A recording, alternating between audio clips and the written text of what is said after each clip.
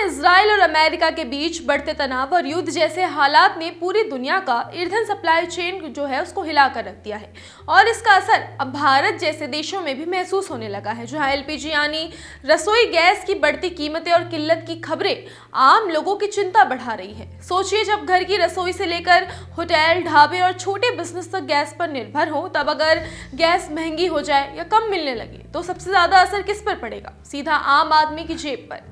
ऐसे मुश्किल समय में पुणे के वैज्ञानिकों ने एक ऐसा देसी समाधान तैयार किया है जो सच में गेम चेंजर साबित हो सकता है।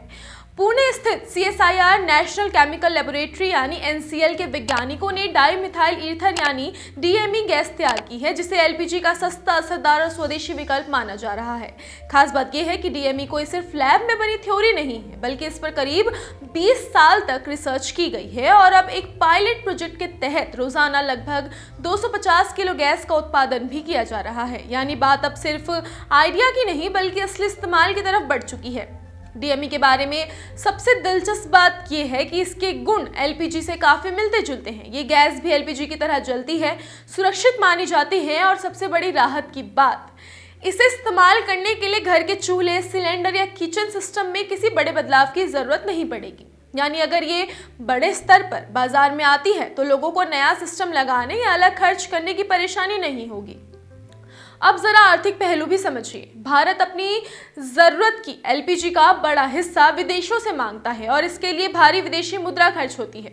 ऐसे में अगर LPG में सिर्फ 8% DME मिला दी जाए तो हर साल लगभग 9,500 करोड़ रुपए की विदेशी मुद्रा बचाई जा सकती है। अब आप खुद सोचिए, जब रुपया दबाव में हो, कच्चे तेल की कीमतें ऊपर जा रही हो और वैश्विक माहौल अनिश्चित हो, तब इतनी बड़ी बचत भारत के लिए कितनी राहत ला सकती है।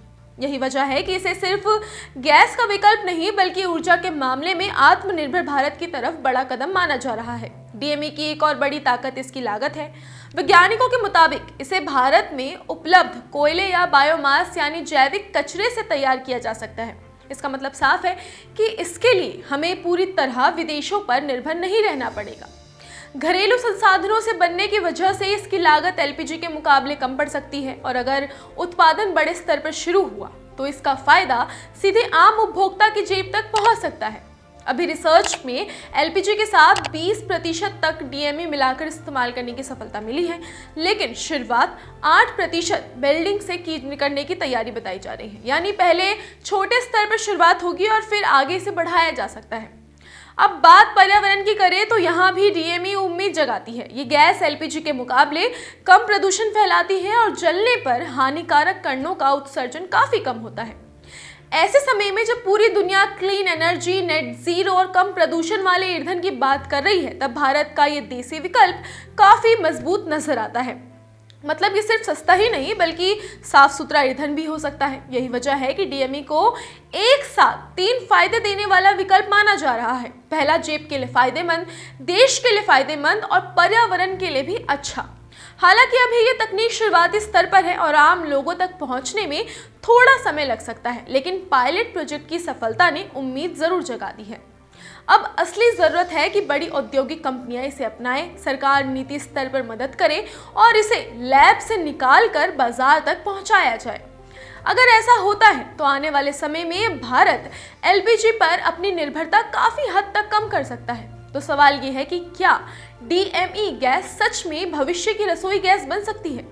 अभी इसका जवाब पूरी तरह हाँ कहना जल्दी होगा, लेकिन इतना जरूर है कि संकट के इस दौर में ये भारत के लिए एक बेहद मजबूत, सस्ता और स्वदेशी विकल्प बनकर उभरी है। और सच कहें तो अगर ये तकनीक बड़े स्तर पर सफल हो गई तो ये सिर्फ गैस का नया विकल्प नहीं बल्कि भारत की ऊर्जा सुरक्षा की नई कहानी भी बन सकती है।